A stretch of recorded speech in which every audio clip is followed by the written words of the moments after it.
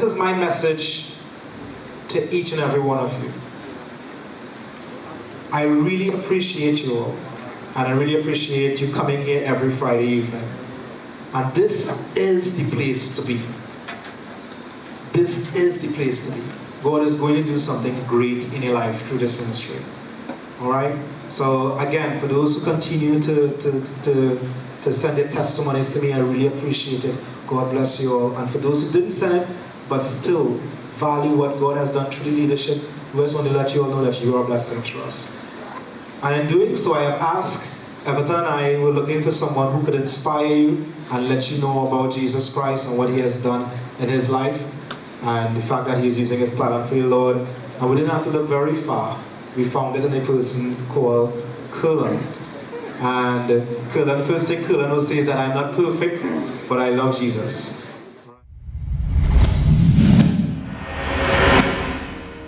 Good night, everyone. Good night.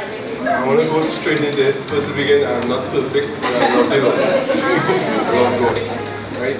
I want to thank Brother Anderson and this Dunamis for allowing me the opportunity to be here to share. And I'm just going to go straight into it. We had a long night, and some people tired, and I wasn't always this girl. I used to suffer with a disease called, a sickness called nephrotic syndrome, and that's a kidney disease. And what that does is you can't pass out fluid, so it would secrete under your skin and remain, and I would be fatter than everybody in this room here in a couple of days. Yeah, it sounds funny, but that's the truth. And it was so bad that I suffered with this all my life, since I was a baby. I think when I was small, my girl cousins, they would fight for me. I fell off their hands, I fell down the stairs and hit the side on a partner's or something like that. I don't know. So I started to suffer with this disease, and it was so bad that my whole face would swell up. This part of my eyes would swell, and this part would swell, and it would block out my vision. It was so bad that I was so heavy with fluid I couldn't walk. And it was so critical that I was not in water, but I was drowning because I had water in my lungs. Yeah, so I had water in my body and in my lungs. I used to breathe like this. That's how I used to breathe. That's the only air space in my lungs. One day I started to suffer with this so bad that they had to rush me to casualty in the hospital, and they had to do a series of operations. The first one was to stick a straw down my throat to suck out the fluid, because I would drown and die. The main operation would be to do a kidney transplant. Now, we were so bad, my dad had already signed papers to do the transplant, to take his kidney and give me his kidney or something like that. However they do it, right?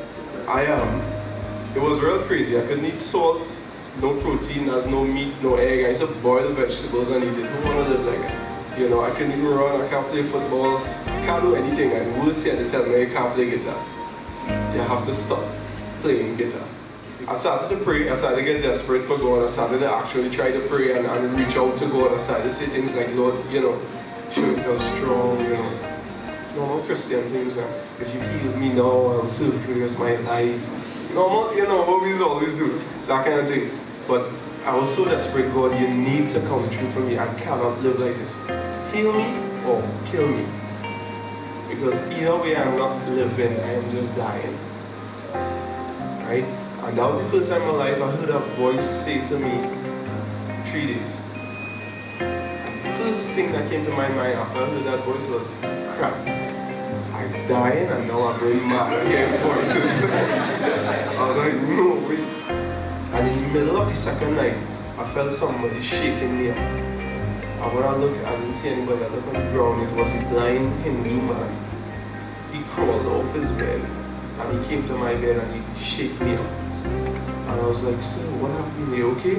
How you reach here? And he was like, son, young boy? And I said, yes.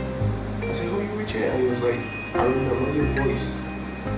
So he remembered when I was singing and praying and reaching out to God for this miracle, for healing, for something.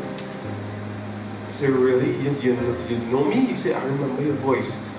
And he asked me something that totally changed my life. He asked me, he was like, son, I want to accept Jesus Christ.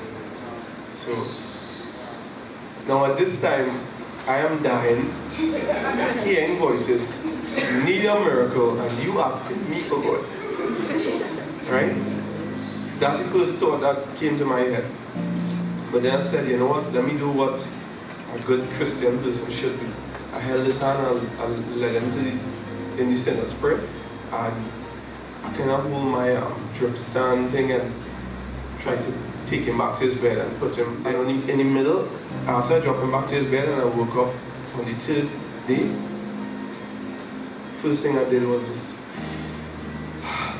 no, I didn't pass out and flew. This was the strange thing. First thing I did was, and I realized I could breathe properly. Then I take my hands and it was light. And I touched my face and I realized there was no swelling.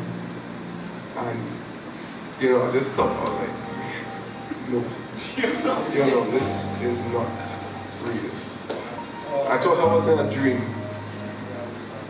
And then I raised up and I realized I was light. I could get up normal. I didn't have any weight. I ran to the washroom and I just cried. I was watching the mirror and cried like a little girl for 45 minutes. Because I couldn't believe I didn't have words to express, what had happened. I know it was God. It was a simple act of faith and God's gentle hand, I have to say, because it wasn't anybody laying hands on me or speaking in tongues. It was just me saying, God, you have to come through for me. By this time I realized that I had gotten a total miracle. And then they were around my bed trying to figure out what had happened. They was taking notes and trying to find a reason to justify this, and he couldn't find a reason.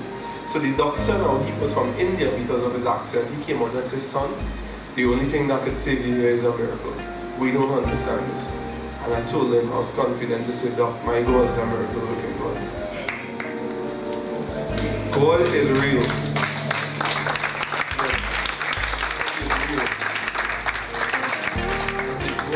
I thought he was, and he saved my life, and I'm forever grateful for that, and I will always strive to be more like him. Right, so I want to play my version of all honor, all glory to God, right?